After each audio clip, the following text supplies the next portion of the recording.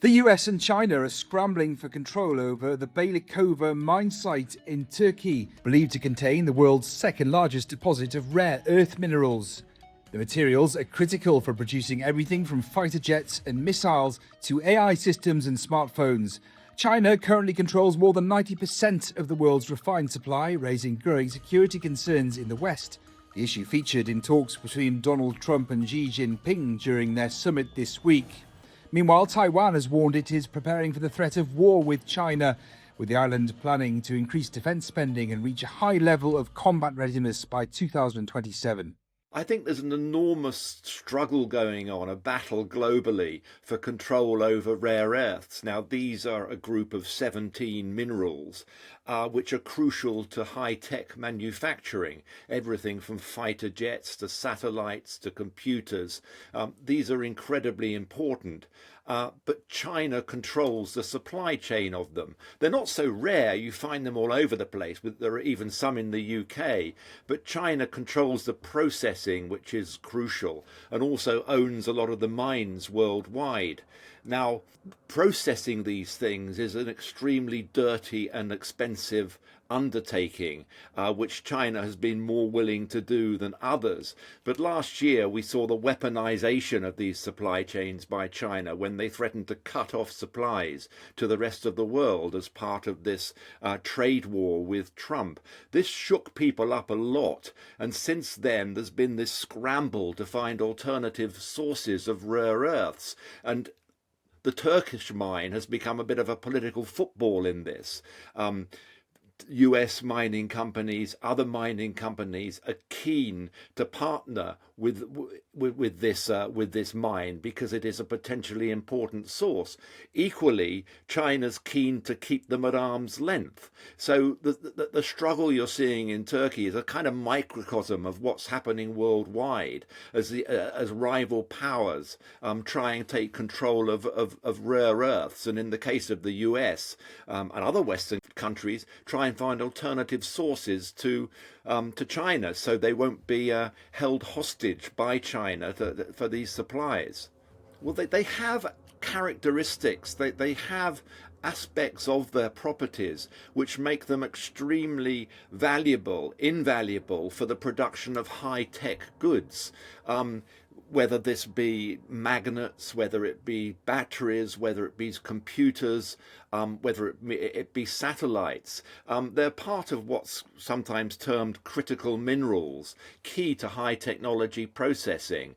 And the West has really sleepwalked into a situation where China has a grip on global supply chains of these. And what we're seeing, because they're not so rare, countries competing with each other to try and get their hands on alternative supplies so they're not beholden to China. And last year China showed it was willing to weaponize these things. And it has the ability, China, to bring the global, but particularly Western high technology industries to its knees by restricting supplies of these minerals. Well, it's holding a gun to the head of the global economy in many respects. Last year, it did start to restrict these. There are reports that it is already selectively restricting them in some cases, particularly to US military industries. It's restricted supplies to Japan after the Japanese Prime Minister suggested that her country may come to the aid of Taiwan in a crisis. So China's already weaponized these things. It's already threatening to cut off supplies to the West. And part of the trade truce last year, China agreed to postpone the implementation of regulations which would have meant that everybody dealing with a rare earth that China had touched, which is most rare earths anywhere in the world, would need permission from China before it could use them. So this is an incredibly powerful weapon in China's hands. And I think this will have been central to discussions taking place in Beijing this week between Trump and Xi. And yep, it is fueling this global search for alternative supplies. And I think we can assume there's all sorts of skullduggery, all sorts of struggles, like in Turkey, taking place around the world as China tries to maintain its control of these supplies, while the West tries to wrench control and find its own alternative means. It really is. The survival of high-tech industry is at stake here, and China has an enormously powerful weapon, and the West has an incredible incentive to find alternative sources. Well, China's always angry about the US supplying weapons to Taiwan. It claims Taiwan as its own and has threatened to take it by force if necessary. I mean, it should be said that China's claim over Taiwan is highly tenuous. The Chinese Communist Party has never ruled the island. It's a democratic, self-governing island. But the US, by law, is obliged to supply Taiwan with enough weapons to defend itself. This is part of an ongoing series of arms supplies that the US has made to Taiwan. It always angers China, and China always tries to pressure the US into limiting weapons sales to Taiwan. This one's important because on the eve of the summit in Beijing, the US delayed affirmation. They delayed approval of this weapons sale. Presumably because they didn't want a big falling out with Xi during the summit in Beijing.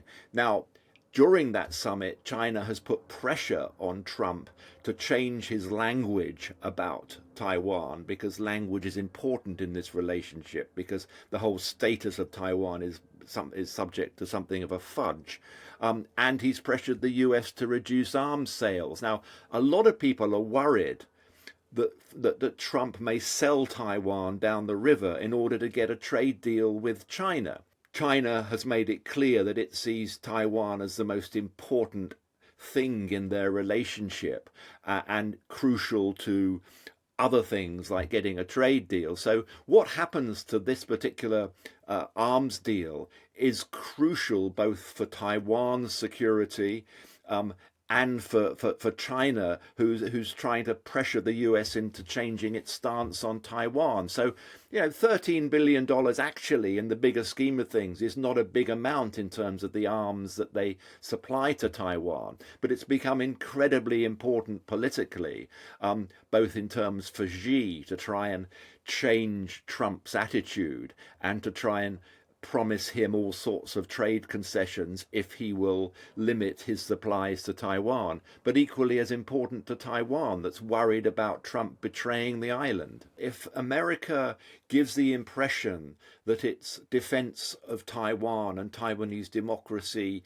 is being watered down, then that may be seen by Xi and some of the more hawkish security people in Beijing as a green light to step up military pressure on Taiwan, perhaps even launch an invasion of the island. So the stakes are enormously high about the signals that you're sending. There's been a policy of the US for many decades, which is called strategic ambiguity. It means that they're never very clear about what they do in the event of an attack on Taiwan. And the idea is to keep China guessing and as a form of deterrence. And if Trump is seen or perceived to be watering down his support for Taiwan, maybe by further delaying these arms sales, it could be very dangerous, because it could then result in China becoming more aggressive towards Taiwan.